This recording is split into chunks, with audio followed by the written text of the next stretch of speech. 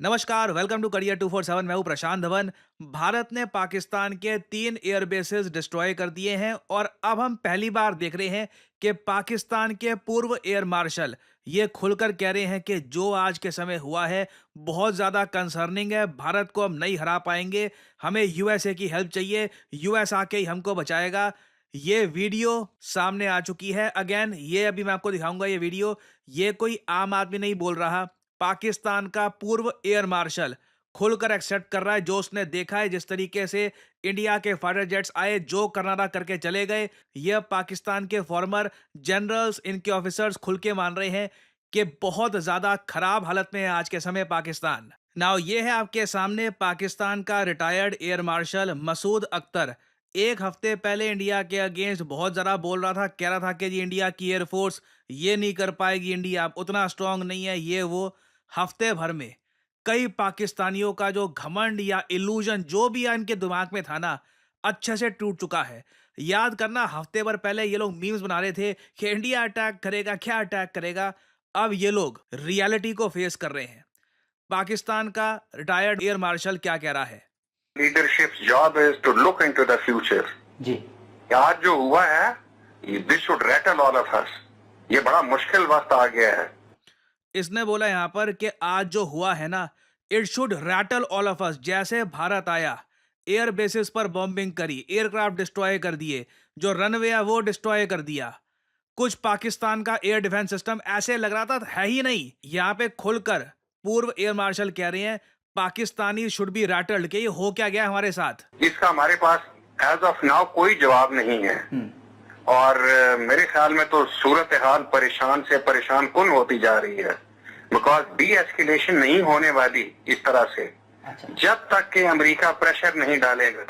अब आपको मेरी वो पुरानी वीडियो याद आ रही होगी जब मैंने बताया था कि जेडी वैंस ने हाथ पीछे कर लिया। उसने साफ साफ बोल दिया है कि this is none of our business. हम बीच बीच में थोड़ा बोलते रहेंगे, डी एस्केलेट कर लो, ज़्यादा मत लड़ो, मगर पिछली बार की तरह पाकिस्तान को बचाने के लिए अब हम नहीं आने वाले। और यही बात सबसे ज़्यादा आप इमेजिन नहीं कर सकते। जेडी वैंस की स्टेटमेंट ना हमको लगी होगी जो भी है बोल रहा होगा कुछ, हमें क्या। पाकिस्तानी इसके लिए दैट वाज अ शॉक, क्योंकि इससे पहले जब भी पाकिस्तान फंस गया था इंडिया के साथ बहुत ज़रा एक खराब वॉर में, यूएस ने लिटरली पाकिस्तान को बेल आउट करवाया है। इस बार यहाँ पे एयर मार्शल भी कह रहा है यूएस आके ही बचाएगा, नहीं तो और तो हम नहीं बचने वाले। ये जो पार्ट है फिर से सुनिए। एस्केलेशन नहीं होने वाली इस तरह से जब तक कि अमेरिका प्रेशर नहीं डालेगा। और याद रखिए, 4 दफा इंडिया ने आप पे पूरा अटैक करने का प्लान बना लिया था, और उसकी 16 लाख की आर्मी है, आपके पास 6 लाख है। नो अमाउंट ऑफ जज्बा विल सेव अस। और डिप्लोमेसी जो अरब कर रहे हैं और ईरान कर रहे हैं, इंडिया उसको मान नहीं रहा। बहुत बड़ी स्टेटमेंट है कि जो भी डिप्लोमेसी, अभी न्यूज़ आई थी कि जी सऊदी अरेबिया का डिप्लोमेट आए हैं, कोशिश कर रहे हैं कि बातचीत हो जाए। इंडिया ने बिल्कुल भी सुनी नहीं है सऊदी अरेबिया के डिप्लोमेट की। ईरान की तो बिल्कुल ही नहीं सुनी। अभी न्यूज़ ये आई है कि ईरान का जो फतेह मिसाइल है वही पाकिस्तान ने यूज़ किया था दिल्ली को अटैक करने के लिए। हम ईरान की सुनेंगे? तो खैर ये भी यहाँ पे एडमिट कर रहा है कि जो डिप्लोमेसी करने की कोशिश की जा रही है ऑर्गेनाइजेशन ऑफ इस्लामिक कोऑपरेशन के बाकी देशों द्वारा, वो काम नहीं आ रही। अगर अमेरिका अपना प्रेशर नहीं डालता, फिलिस्तीन प्रेशर नहीं डालता, चाइना प्रेशर नहीं डालता, तो आई एम टेलिंग यू कि ये बड़े हालात मुश्किल से मुश्किल तर होते जाएंगे। लेकिन तो हमें सोचना चाहिए कि क्या करना है। खुदा खैर ये सोच रहे हैं कि क्या करना है इनको। मैंने आपको प्रीवियस वीडियो में बताया था, this is a golden opportunity for India. याद करो पाकिस्तान इतना बेबस लास्ट टाइम कब दिखा था। अब slowly they are beginning to realise. इनके ड्रोन आते हैं, मार के बस अपना काम कर जाते हैं, कुछ ये रोक नहीं पा रहे। इनके फाइटर जेट्स आ रहे हैं।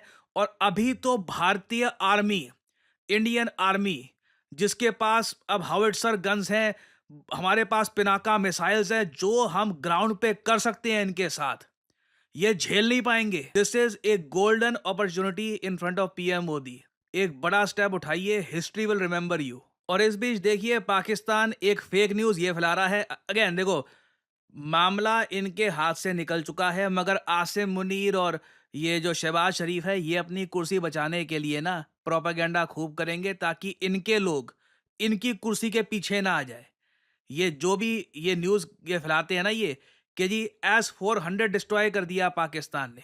कहीं से भी, कुछ भी, जो S-400 आज के समय पाकिस्तान के सारे अटैक्स को न्यूट्रलाइज़ कर रहा है, ये लोग कहते हैं कि जी उसको डिस्ट्रॉय कर दिया। ये फेक है।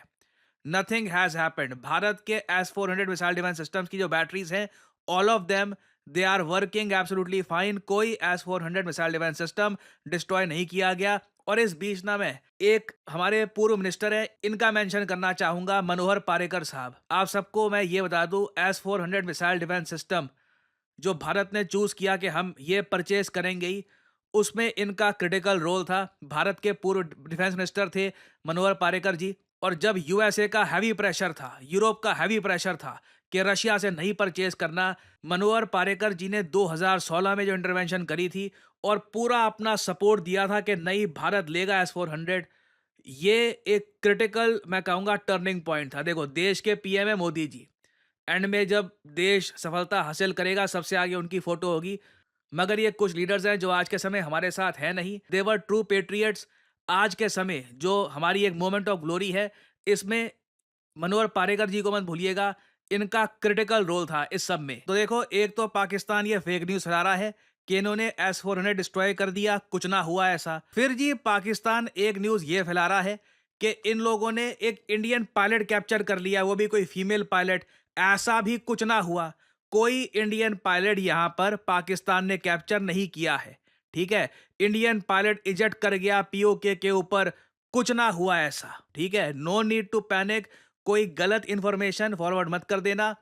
हाँ, पाकिस्तानी पायलट्स और उनके फाइटर जेट्स के बारे में जो न्यूज़ है, वो मैं अभी भी वेरीफाई कर रहा हूँ। मैंने आपको बताया था, अभी के लिए अनवेरिफाइड है, बट वी ऑल होप कि कुछ अच्छा सुनने को मिलेगा। मैं उसको ट्रैक कर रहा हूँ। कुछ कंफर्मेशन आती है तो I will make a dedicated video on that topic. और साथ ही साथ मैं ये भी ऐड कर दूं कि भारत के किसी भी एयरबेस को कोई डैमेज नहीं हुआ है। Nothing has happened.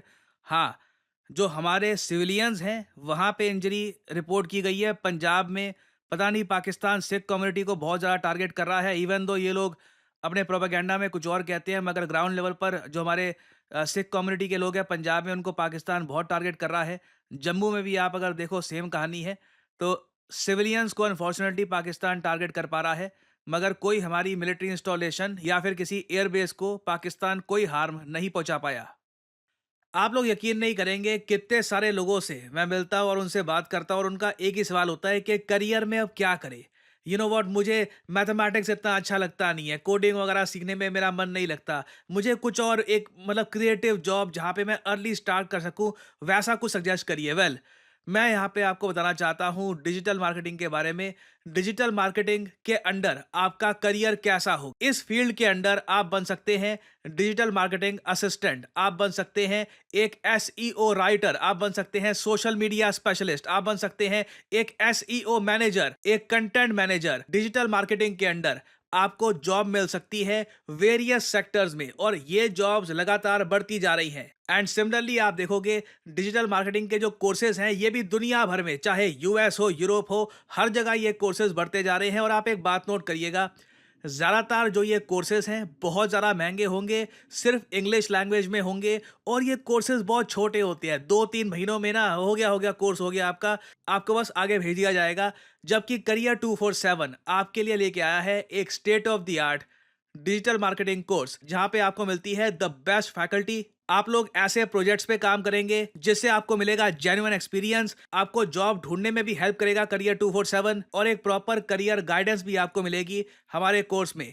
लैंग्वेज होगी इंग्लिश। कोर्स की जो वैलिडिटी है ये 1 साल की होगी। वैसे आपका कोर्स 6 महीने में खत्म हो जाएगा, आपको मिलेगा एक सर्टिफिकेट, और आप स्टार्ट कर सकते हैं अपनी journey in the world of digital marketing. आप अगर 18-19 साल के भी हैं, ग्रेजुएशन नहीं करी, तब भी you can begin your journey as a digital marketing assistant, और धीरे धीरे एक्सपीरियंस गेन करके आप अपनी लाइफ में आगे बढ़ सकते हैं। सो एनरोल करने के लिए आपको करना क्या है, सिंपली जाइए इस वीडियो के कमेंट सेक्शन में, पिन कमेंट में आपको मिल जाएगा ये link, start your digital marketing journey now. और यहाँ पे आपको करना है इस लिंक पर क्लिक। आपके सामने खुल जाएगा ये पेज। इधर अपना नाम, ईमेल आईडी, फोन नंबर और ऑब्वियसली डिस्काउंट कोड यहाँ पे डाल देना PD10, ताकि जो प्राइस है इस कोर्स का इससे बहुत ज्यादा कम प्राइस में आपको ये कोर्स मिले। अगर आप कोड डालना भूल जाओगे तो प्राइसेस आपको काफी इंक्रीज मिलेंगे यहाँ पर। So always enter the code PD10 and simply apply. That's all I am saying, simply apply. Career 247 की तरफ से कंसल्टेंट आपको कॉल करेंगे, आप बात कर सकते हैं, जानकारी और ज्यादा प्राप्त कर सकते हैं और आप स्टार्ट कर सकते हैं अपनी journey in the world of digital marketing. और याद रखिएगा, this is not just digital marketing, this is digital marketing with generative AI। So इसी नोट के साथ यह है वीडियो का अंत। Thank you for listening and as I always say, may the gods watch over you.